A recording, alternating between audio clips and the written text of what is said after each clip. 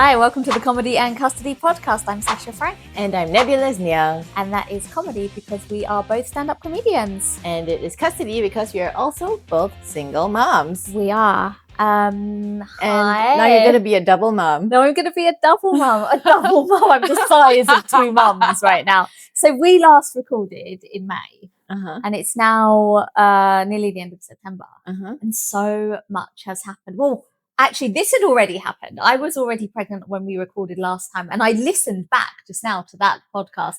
And I nearly slipped up and mentioned it because I didn't want to mention it at the time. But although you knew. Yes, yeah. You told me to keep it a secret. I did, just for those first few weeks. And you were one of the first people I told because one of you are one of my best friends and I adore you, but also because you happened to text me while I was in this, oh my God, I've just found out I was pregnant spiral. I don't know if you remember. And you text me something logistic and I was like, I was being a man. Yes. I was like, are you sure you're pregnant? That's what I am. Now I'm quite sure. You have to watch the video version of this episode if you're only on the audio because Sasha is giant, abundant, the size of a bloody house. Preferably. Well, you're actually a house right now. I am. I'm building a whole little boy. Yeah, a boy, a boy, no less. A boy. So I've gone from living in a house with no boys. Grace and I have always called this their girl house, and now there is a boy that lives with us and a boy that's going to live with us. Already living with you. Already living with us. Very much here. Yeah. So yes, it's been wild. Wait, so how many months are you along? 6. 6. Well, I think it depends how you look at it. I'm 24 weeks. I'm just coming up for, which in my head that's 6 months. Some people will be like, oh, it's actually 5 months. Like, it's 6 months. Shut up. Whoa. Yeah. So, yeah. And I was supposed to deliver in January, and now it looks like it will be December. So this year, which I'm so happy about. Oh, yeah. Nice. It might even be a Christmas baby. Well, it will be a scheduled C-section. Oh, okay. So likely, sorry, I feel like so I don't like to talk about his boring pregnancy stuff. So it will be just after Christmas, I think. Well, you can control it, right? Like yes, I can choose. So it could be a Christmas baby. It could be. I think that will be too early, but the doctor said just after Christmas. But so we have Open the option. your present early. I know. That's how I feel. I'm like, oh my God. So because we have the option of it being December or January, probably, because it's literally like December 30th or January 2nd. And there are logistical reasons that January would make more sense. Yeah. Yeah. However, such as get this baby out of me this year, please. Well, what are the logistical reasons? Like school year. Yeah. Yeah, the school year. Yeah. Thing. And just to get the Christmas season over and start the new year, and wouldn't that be nice? However, get this baby out of me this year. Okay, however, yeah, and I'm going to be the man here. I know. So studies have shown. I know. I've read the studies have shown that if I don't have this baby this year, I may kill someone. Studies have shown.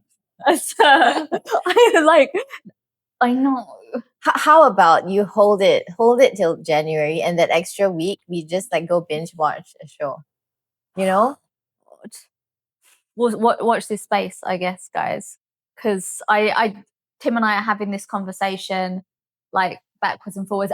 There are some medical reasons it's better to do it earlier because I do pretty much have to have a C-section because my daughter was a C-section, and no doubt this baby's going to be giant.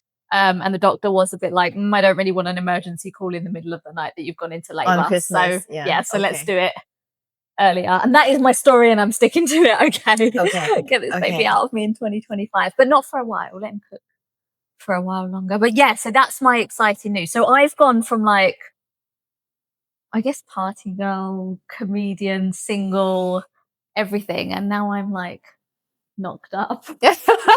Married. I got married. Oh, you did? I did. Well, did you? Yeah. I had a very, very teeny, tiny wedding. And you and your partner were my guests. We were. Yeah. And it was such a nice kind of wedding, non-wedding. I felt it meant more to the what's the woman who officiated? The officiant. The officiant. It meant more to her than to the both of you. She was serious. She was a very serious lady. The more serious she was, the more we laughed.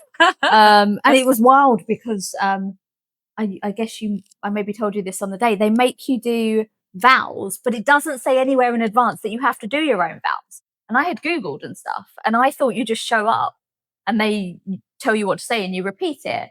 And then she went, okay, now we're going to do your vows. And we looked, mic drop. Yeah. And then we looked at her and we looked at each other, and I was like, okay, go on, tell us what to say. And she was like, no, you do your vows. Whoa. And I was like, I did not rehearse for this. Yeah, no. And then I forgot everything that I liked about the husband I love very, very much. I forgot all of it.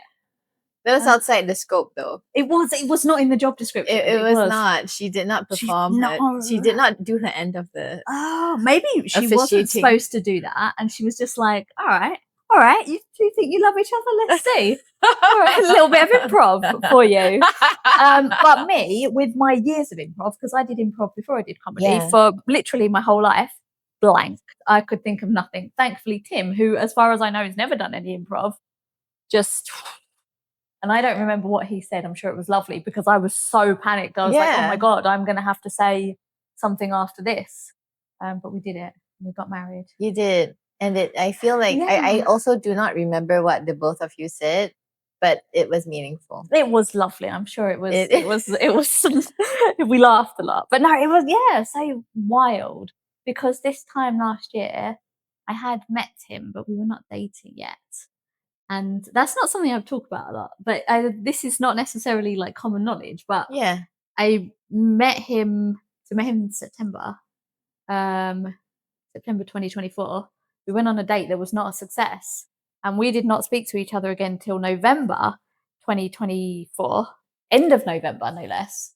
And then we got together, but we didn't really get serious until, I would say we were serious earlier, but he says till sort of January time.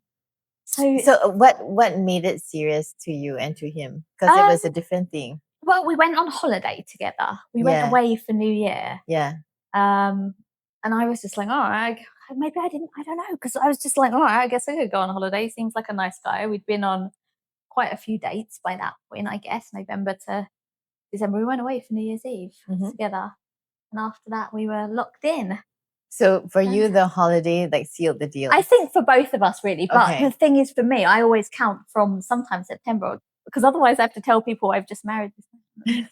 I met him in this year and married him and having a baby. But that is in fact true, and I love him so much, and I'm so happy to be having this baby. So sorry, I'm rambling on. No, it's only gonna be one episode ever that you do your baby reveal and your marriage reveal and the gender reveal. Absolutely, yes. We can spend time on it. Okay. It's fine. So that's crazy. And I'm finding when I do comedy, I don't know if I'm funnier or the pregnancy jokes are funny or people just laugh because they feel bad for me because I'm pregnant. But I'm finding comedy easier. Oh. Easier to get good responses, excuse me, from the audience because I don't know, maybe because I'm so round. Who knows? Maybe I should get pregnant. Maybe you shouldn't. There are some logistic issues. I've done it once. I can do it again. You've done it twice. I've done it. Oh, I have done it twice. You've done it twice. Yes. Okay, don't tell my daughter this. Yeah. Yes, I've done it twice. Twice, yeah. And I mean, that time's a charm, right? Yeah, I mean, give it a go. It does. I mean, I was going to say it requires a man, not physically though. You could. I'm abundantly fertile. Are you? Yeah, I'm extremely fertile. Oh, it's one of the ironies of life. I love that. I am too, as it turns out, but I didn't think that was somewhat of a. Yeah, I'd always assumed I wasn't. Well, then what happened? Well, this is very personal, and I hope So this is to our lovely admin Alex. Leave this in if Tim gives me the okay, and if not, there's going to be a wild pause. This is so people assume that because we hadn't known each other very long, it was not a planned baby, but it was very much a planned baby because we knew we liked each other so much. And I was, I'm 40, he's 43, and we were like, well, we can't, how long have we got? Yeah. And I had this really personal, but I had said, we'll give it a go, babe, but come on, I'm 40. It took me a very long time to fall pregnant when I was much younger with my daughter. And I thought that, we'd be a year down the line, 2 years down the line at the doctors talking about fertility treatments and stuff. And 2 months later, we were not. So, So as it turns out, in my 40s, not what I thought was perimenopausal or anything else. Actually quite fertile. I went to the doctor for some fertility tests because I knew we wanted to have a baby. And it turns out I was already pregnant when I was doing the tests. They didn't know that at the time, but yeah. I feel like so you were one of those couples that were trying. Yeah. Like trying. Yeah. Because whenever people say they're trying, it's like I can't help but like visualize things. Please don't. But it's done. It's been done. It's all been done. Yeah, it's done. Yes. Yes, it's all done. Yeah. Yeah. Because like people always they say it so casually, like we're trying so hard, you know. And I know when you're trying hard, it's like not sexy, but it's still like I mean, again, my mum listens to this podcast, so I think oh my god, she's figured it out. We haven't got to the point where it was still kind of fun because like we didn't think it was gonna, Yes, you're still in love. We are still in love. Thank God. I got whole 4 weeks into our marriage, still very much in love. No, we're not. It's not 4 weeks now. It's probably like 8 weeks into our marriage now, maybe a bit more. But at the time we weren't married, so shh. Okay, I will not tell the church. Scandalous. But yeah, it wasn't a chore because I mean you love each other. Yeah. And I think it's different, you know, because like then maybe something happens in your bodies and like the hormones all line up and then the baby just like comes. Well, I do think he just wanted to be in this world, this baby. Yeah, he really this did. Was his time. No, that's exactly how it works. Yeah, I feel that. My mum always believes this. She'll never hear me say this because she'll never be allowed to listen to this podcast episode. But she does. She's always like, babies are born when they're ready to be born. They really are. Yeah, this baby was, really against the odds because at 40 you have something like a 5% chance. I don't know if it's 5% each month. It's less than 5% each month, I think. But the studies say. And I was like, well, for me, I'm sure it's going to be even less. No, but like I feel like the baby chose you as well. Yeah, I love chose that. you and Tim. I mean, chose you and that. Tim and Grace. And wait, can we say Grace? We can say Grace. Okay. Yeah. So she's 12. Obviously, she's been an only child for all of those years, nearly 13. And it's always been just her and I. So when I had to tell her I was pregnant, I was like, oh my gosh, I'm going to have to, this is going to be a disaster. And she was so happy and she's still happy. And she loves to come with us. If I say loves to, as much as a 12-year-old can be enthusiastic, come with us when we go baby shopping and stuff like that. And she'll kind of walk around grudgingly. But then when I say Grace, do you want us to drop you home? She's like, no. I want to be here.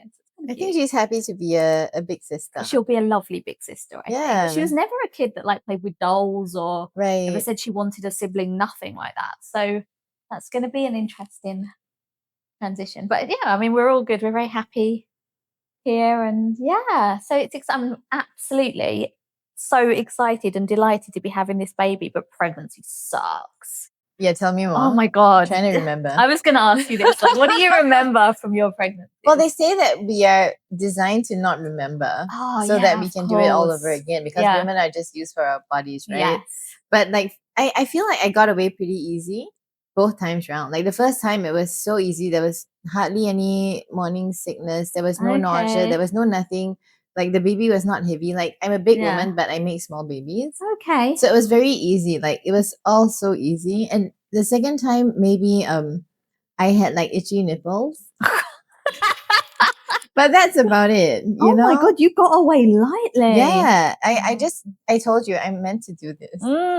Yeah, it's a bit of a pity. But, go forth and multiply. I'm quite done though. Yeah. I mean, I don't think you're in any danger of getting pregnant, I would say. I really hope not. It's really unlikely. I'm more interested in impregnating women. Okay, also I'm that's not that I don't believe in you and don't believe you could do anything you set your mind to except that. It's never say never, Sasha. It's a spiritual thing. Do you know what I just realized? I didn't look at the time we started this podcast. So this might be a 10-minute episode. This might be a 78-minute episode. You have a great hold on time though. I know. All right, we're just gonna wing it. We're gonna guess. Yeah. No, but I want to hear your experience of this second pregnancy. I mean, I was 27, 28 when I was pregnant with Grace. So same. It was inherently easier, I think. Yeah. I think just being younger, some things were harder. I had much worse mental health. I had very, very bad anxiety. I think they call it prenatal anxiety or something. Anxiety. And somewhat after she was born, but really bad, like to the point where like I thought I was going to end up hospitalized. I had such bad like germophobia, OCD, that something was going to happen to the baby. It was hideous. And that was my biggest fear for this pregnancy. And thank God at 24 weeks, so far, so good. Physically though, it sucks. It absolutely sucks. I've got even worse than being 40. Yeah, do you know what I was thinking today? I was thinking like I can talk to all my 40-year-old friends about it, even if they're not pregnant or even have never been pregnant, because it's the same as being 40, just times 100. Oh God. Like I've got horrible digestive issues. I have heartburn all the time, every minute of every day. My hip hurts. I've got sciatic nerve pain. My back hurts. I am tired every second. I'm literally just constantly tired. And I was working out like every single day before I was pregnant, 6-7 days a week at the gym. I've been to the gym in my entire 6-month pregnancy 3 times. And all 3 I've had to come home and sleep because I'm so tired. I have never been to the gym even without being pregnant. Yeah, but you're so lovely and tall and slim. You don't have to go to the gym. I guess that's my blessing. That is your blessing. That is my blessing. Yes.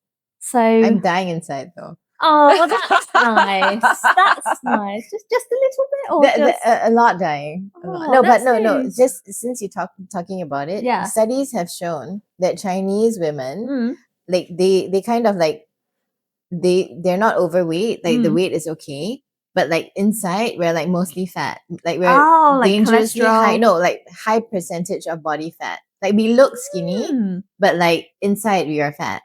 And then because we don't look fat, we get away with it. And then we don't exercise, and then we all die. Okay. Well, first of all, sorry to hear that. We've only probably got 10 minutes more of the podcast, so if you could just hold on. I don't know that. Is it like a diet thing, do you think? I think it's our lot in life. Okay. Yeah, it's how it's designed. Interesting. Yeah. Okay. Well, now I feel triumphant. I'm like, I'm not, at least I'm not dying inside. I feel like I am. But it's interesting. I think it's so we can focus more on like being petty about money. Okay. Yeah. They really want us to have that laser focus on like not spending money. And the gym costs money. Yeah. Okay. It's all, it's all divinely ordained. I mean, there are in the gyms I've been to lots and lots of very fit Asian ladies. Well, they didn't get the message. They didn't get the message. I don't think I'll tell them. Yeah, I mean, I don't know. Save their lives. Wow, well, interesting. But also you don't age. I don't. You don't. I've just done like a facial today. Oh gosh, and I was just telling you the story that I'm going on a friend's podcast next week, and she asked me if I could come on and talk about what it was like to be married to a younger man. And my husband, who is Asian, is older than me. So that made his day, that story. I was like, although she is also a white lady married to a Chinese man. So we had good humor in it between the two of us. But right. Is he younger? I don't know. You should ask her that. Yeah, maybe I should.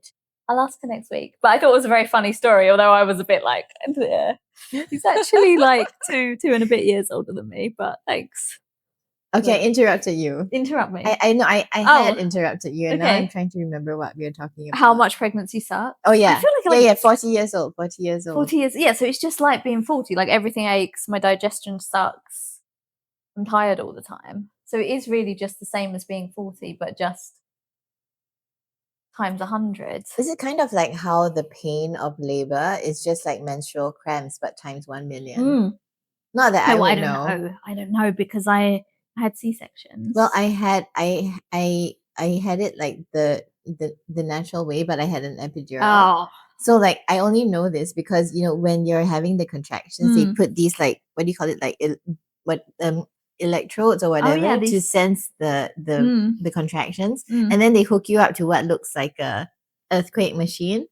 So at the beginning it's just like and then suddenly it's like and then it kind of goes off the paper. But you know what a contraction feels like, because I have no idea. I never had any. I know because the epidural didn't work the second time. Oh. So it was in pain, plus the pain of having paid money for the epidural and it not working. Like, and then the pure rage of being cheated of my money. So you did feel every contraction or on half of my body. So it worked on half. I got like a 50% off. Oh my god! I hope they gave you 50% off the cost. I of the actually did epidural. ask for a refund and I got it. Did you really? Yeah. That is amazing. You didn't have to leave the baby there. Wow. That's fascinating. Yeah, because I never had that experience. And then the doctor asked me, he's like, do you want to try for a natural birth after C-section? I was like, God, no. Hell no. Absolutely not. Amazing to anyone that does it first time, second time, all the time. It's amazing. I don't think I'm cut out for it because Grace was a breech. So they told me she was breech and they said, because like in the UK at that point, you didn't really have the chance because it's public healthcare. You don't get to choose, it's just you have a natural birth unless you have a good medical reason not to. So I would have always not wanted to, but didn't have a choice. And then right before she was born, I went in and they were like, oh, we think your baby's breech. So you have two choices. You can have an elective C-section in a couple of weeks, or we can try and turn this baby. And I was like, hell no. How do they turn? Do they just Apparently it's quite dangerous as well, but some people are really set on having like a natural birth. So that's what they want. I was like, do not touch. I think Grace saved you. She was co-op. That kid is a good kid now, and she was a good kid then. I do joke that she was so like high up that she'd still be in there if they hadn't gone in to get her. She was standing up. Honestly, she was tucked under my ribs. And I remember I went to have her, and they have to scan you first just to check the baby's still breech. And the doctor went like this on my stomach, and he was like, "I don't even have to scan you. I can feel this baby's head oh my up god here." So she was just fully standing up. She was just literally just there, like chilling out, as she does. It was like very Grace. I can see her expression. Yeah, in the ultrasound. Like, yeah, just like rolling her eyes at me. She's taken recently to noise cancelling headphones. I don't know if your girls have these, which should actually be called mum cancelling headphones. That's what they mean. Yeah, because they seem to be glued to her, and she's really into music. So I love that she's having like a good way to listen to it. But she comes home from school, she's got the headphone off the bus with the headphones on. And then I call her like, "Hi, darling, are you home?" She goes, "What?" I was like, "Oh, this is such a delight. Such a pleasure to have you." Do your girls have the... Well, yeah, the older one does. Okay. So, yeah, I think it's a thing with this generation. Yeah, I mean, great for them, I suppose. Yeah, I mean... Yeah, like sometimes I'll go, "Grace, you're not answering me." And she goes, "What? I've got my headphones on." I'm like, "Well, guess how you solve that problem? Take your bloody headphones off and listen to your mother." We've definitely... I think we might be out of time. I don't know if we're out of time. But I have more questions. Got more questions. Let's do it. I want to know, yes, what's your experience in being pregnant and, going through the Singapore way of medical care versus back home in the UK? I mean, it's costing me a fortune. Yeah. So I didn't have insurance for pregnancy because there's a lead time. And having met my very lovely husband and decided we want to have a baby so quickly, we didn't have the lead time. I wouldn't have even had time to fill the bloody forms out. So I'm paying for everything out. We're paying for everything out of pocket. I get no government subsidies because I don't have my PR yet, although it's pending. So it's costing me a bloody lot of money. However, I've had more ultrasounds in the last probably like month than I had in my whole pregnancy in the UK. I mean, I pay for them, but the care is so different. And people keep saying to me, "Oh, like, how did you choose your doctor? And like, how did you choose what hospital to deliver in?" Like, I had my last child in the UK where you go to the nearest hospital, you don't have a doctor, you deliver with whoever's on call that day. You never meet them before. Oh, never. No. You have like a midwife that you see periodically throughout, but you certainly don't have an ultrasound. You have the big ones, the ones where they check, I guess it's probably 12 weeks and 20 weeks, and one at the beginning to check that everything's okay. Other than that, not a lot. That's interesting. Yeah, because what you have in the UK is you can go for like a private scan, and they're not doctors, they're just ultrasound technicians. Whoa. Just to have a little sneaky look if you... They're just like machine people. Yeah, like just have a little preview. I was in and out within 24 hours, even though I had a C-section. I was on a ward of a million other women. Wow. So now I've got this wonderful doctor in this tiny little like clinic around here. I was at KKH originally, but the wait time's quite long. Okay. And also, by the way, I feel like I shouldn't say anything negative because KKH is like the best hospital in the world for birth and children. Me. But what was making me a little uncomfortable as an anxious person was in the waiting room, they have signs about the things that can go wrong in your pregnancy. And it was kind of getting to me a little bit. They're really helping you to manifest. Yeah. So it was, and then of course, you know, that was very specific to me because I'm like an anxious person. So I was not finding that was good for my mental health. Yeah. But yeah, I mean, it's just amazing. Put on your noise cancellation. My noise cancelling headphones and blindfold. Yeah, it was, yeah. So anyway, amazing hospital, and you know, anyone would be so lucky to give birth there. But I've ended up with this other doctor, and yeah, we're going to be at Parkway East, and yeah, so it feels very luxurious in comparison. I feel so well monitored. I feel like we've said nothing funny on this podcast. Sorry, guys. No, I'm just here talking about my uterus. The whole situation is funny. It's kind of hilarious. Yeah, I know it's kind funny. of super it's funny weird by definition. Yeah. So in answer to your question, how am I finding pregnancy in Singapore expensive? Well, that's kind of our brand. You know? That is, yes, that's kind of the thing. Kind of luxurious, but expensive, but a great level of care. So I'm very fortunate. Yeah, and the baby will be Singaporean because my husband is Singaporean. Yes. So I'm gonna have a little national service baby. Oh. Which is, and I'm very pro national service. Like I think it's great for like boys of that age to go off and do something productive and stuff. So yeah, national service is like military conscription. Military, military conscription. Of course, I forgot. Not all of our listeners are in Singapore. So yeah, so that is me. We really have run out of time now. We can talk about that in 18 years. We can talk about it in 18 years when we're still doing this podcast. Yeah. Yes, when we absolutely will be. And then he'll have his noise cancelling headphones on. Like bitches be talking. Yeah. But I think it's probably all we got time for. Thanks. If you listen to all of this, just me rambling about pregnancy, and thank you for asking me so many questions about it. Thanks. And I promise there's more funny stuff and jokes and interesting stuff coming next time. This was the Comedy and Custody podcast. I am Sasha Frank. And I'm Nebulous Niang. See ya. See you next time.